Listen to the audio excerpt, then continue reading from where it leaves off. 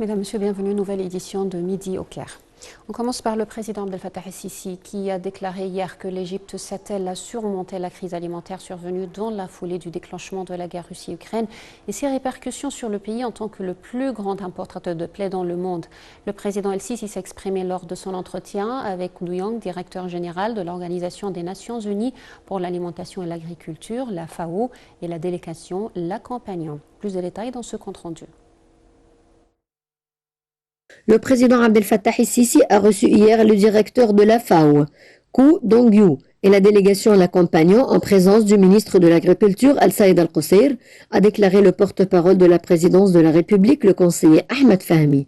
Les entretiens ont notamment porté sur l'intérêt mutuel à ce partenariat de long terme entre l'Égypte et la FAO et qui s'est reflété dans nombre de projets divers de développement en Égypte dans les domaines de l'agriculture et l'alimentation. Cette coopération a été également incarnée dans la signature du nouvel accord entre les deux parties pour la période allant de 2024-2027. Le directeur de la FAO a affiché sa grande appréciation de ce qu'il a vu au cours de sa visite actuelle en Égypte en faisant allusion au développement remarquable réalisé dans les secteurs urbains, agricoles et industriels. Le haut responsable a mis l'accent sur l'engagement de la FAO à la poursuite et au renforcement de la coopération avec l'Égypte au vu de la crise alimentaire mondiale, notamment suite à la crise russo-ukrainienne et ses répercussions sur l'Égypte étant un des grands importateurs de céréales dans le monde. Le président el-Sisi a affirmé à cet égard que l'Égypte entreprend toutes les démarches susceptibles de lui permettre de relever les défis actuels de façon radicale en réalisant un élan au niveau de la superficie des terres agricoles. Il a également parlé de l'extension verticale que l'Égypte établit en se focalisant sur la recherche scientifique et technologique pour améliorer la productivité.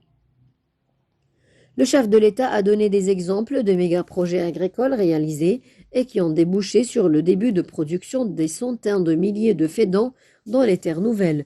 Le directeur de la FAO a affirmé suivre attentivement l'expérience égyptienne dans le développement agricole, ce qui a été réalisé et ce qui est en cours d'exécution, soulignant à cet égard que l'Égypte réussira à parvenir à ses objectifs ambitieux pour améliorer la sécurité alimentaire pour le peuple égyptien. Les deux parties ont également discuté profondément de l'évolution de la situation dans la bande de Gaza, ainsi que la situation humanitaire désastreuse qui atteint la famine. Ont été également examinés les efforts égyptiens intensifiés pour fournir les aides humanitaires via les voies terrestres ou aériennes pour secourir les habitants de Gaza. Le Premier ministre Mostafa Madbouli a exprimé la fierté de l'Égypte pour ses relations historiques avec l'Italie et son souci de les renforcer dans l'intérêt des deux pays. Le Premier ministre a tenu ses propos lors d'un entretien avec l'ambassadeur d'Italie en Égypte, Michel Caroni. M. Madbouli a également affirmé sa volonté d'accorder des prérogatives aux entreprises italiennes disposées à investir en Égypte. Il a rappelé à cet égard les opportunités prometteuses d'investissement en Égypte. M. Madbouli a invité la première ministre italienne, Mme Giorgia Meloni, pour une visite au Caire dans les plus brefs délais qui s'inscrit dans le cadre des efforts des deux pays pour renforcer la coopération bilatérale dans divers domaines, entre autres l'agriculture et la sécurité alimentaire.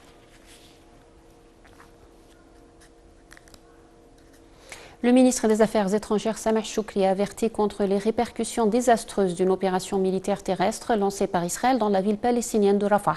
Il a alerté contre les conséquences humanitaires délétères sur le peuple palestinien et son impact sur la stabilité de la région.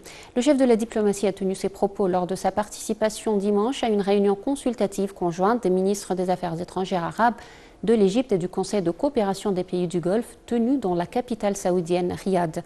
Par ailleurs, M. Shoukry a jugé impératif de stopper les exactions israéliennes qui entravent l'accès de l'aide humanitaire dans la bande de Gaza. Il a qualifié d'inéluctable l'acheminement complet de l'aide vers le secteur, y compris le nord. Le ministre des Affaires étrangères Sameh Shoukry a pris part à la réunion consultative ministérielle entre l'Égypte et le Conseil de coopération des pays du Golfe, tenu à la capitale saoudienne Riyad. Shoukry a mis l'accent dans son allocution sur l'importance accrue que revêt le mécanisme de consultation politique en tant que cadre institutionnel qui rassemble l'Égypte et les pays du CCG.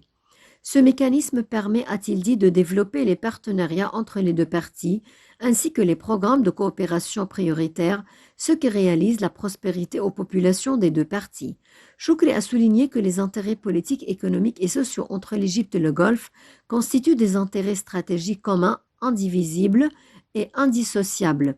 Il a ensuite parlé des conditions critiques par lesquelles passe la région arabe suite à la guerre israélienne contre la bande de Gaza, affirmant le rôle axial de la coordination arabe conjointe au vu de la crise humanitaire déplorable, afin de mettre un terme aux agressions israéliennes contre les Palestiniens, ainsi que pour sauvegarder la stabilité, les biens et la richesse des populations de la région. Choukri a regretté l'incapacité de la communauté internationale à afficher une détermination tranchante pour imposer un cessez-le-feu et mettre fin aux pratiques israéliennes systématiques ciblant les habitants de Gaza, dont les enfants innocents.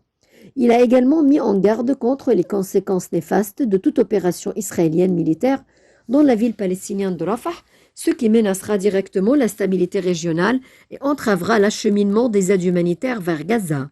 Les entretiens de Choukri avec ses homologues des pays du CCG ont également porté sur les menaces contre la sécurité de la navigation dans la mer Rouge et sur la situation en Libye, au Soudan, en Syrie et en Somalie. M. Choukri a également informé ses homologues des derniers développements dans la question du barrage de la Renaissance et de l'approche intransigeante de la partie éthiopienne qui ne prend pas en compte les principes du bon voisinage, ce qui a poussé l'Égypte à suspendre sa participation aux négociations. Le chef d'état-major des forces armées, le lieutenant-général Oussama Askar, a assisté à la phase principale du projet de centre du commandement externe, mis en œuvre pour l'une des unités de la 3e armée de campagne pendant plusieurs jours.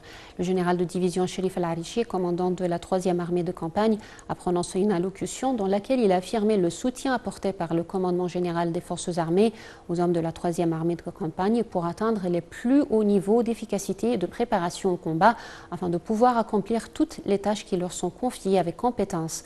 De son côté, le lieutenant-général Oussama Askar a transmis les salutations du commandant général des forces armées et ministre de la Défense et de la Production militaire, le général Mohamed Zaki, aux hommes de la 3e armée de campagne, affirmant le souci des forces armées de prêter attention aux méthodes d'entraînement au combat au sein des unités des formations et de préserver les armes et équipements dont elles disposent et d'optimiser leur utilisation pour développer leurs performances conformément aux derniers systèmes afin de faire face aux différents défis en accomplissant les missions requises. La ministre de la Coopération internationale, Rania Al-Mashad, a souligné l'importance du programme régional de l'Organisation des Nations Unies pour l'alimentation et l'agriculture, la FAO, en Égypte, qui vise à renforcer les efforts de développement dans le pays, s'appuyant sur les axes et objectifs du cadre stratégique de partenariat avec les Nations Unies 2023-2027, lancé en mai dernier. Le programme comprend 5 axes principaux, à savoir le développement économique global, la justice sociale, la durabilité des ressources naturelles et environnementales, la bonne gouvernance et l'autonomisation des femmes et des filles, a-t-elle expliqué lors de sa rencontre avec le directeur général de la FAO en Égypte et représentant régional de l'organisation au Proche-Orient et en Afrique du Nord. La ministre de la Solidarité sociale, Nevin Al-Qabbaj, a prononcé une allocution à l'ouverture de la 3e session du sommet de la femme égyptienne au nom du Premier ministre Mustafa Madbouli. Le sommet a débuté hier et dure pendant 2 jours avec la participation de responsables et experts ainsi que 300 femmes leaders représentant différents secteurs. La ministre a affirmé que les femmes égyptiennes contribuent au développement de la famille, à la prospérité de l'économie locale et la réalisation de la justice sociale et à la renaissance de l'Égypte.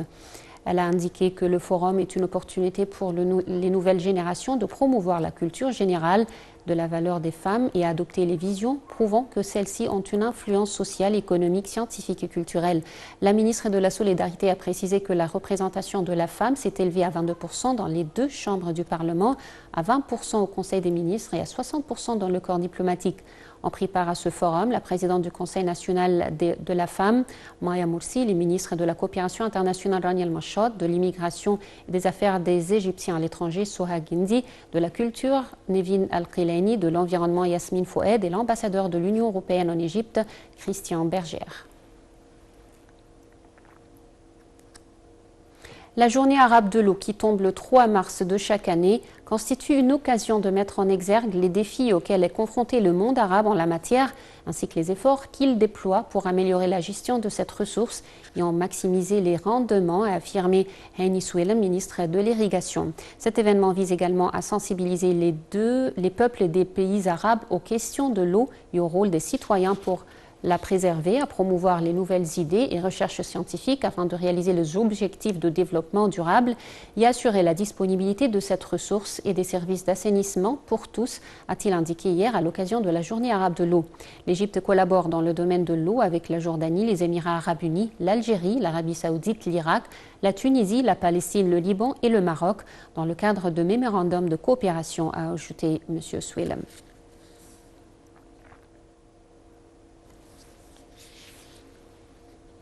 C'est ainsi que prend fin, mesdames, messieurs, cette édition de Midi au Caire. Merci pour votre attention.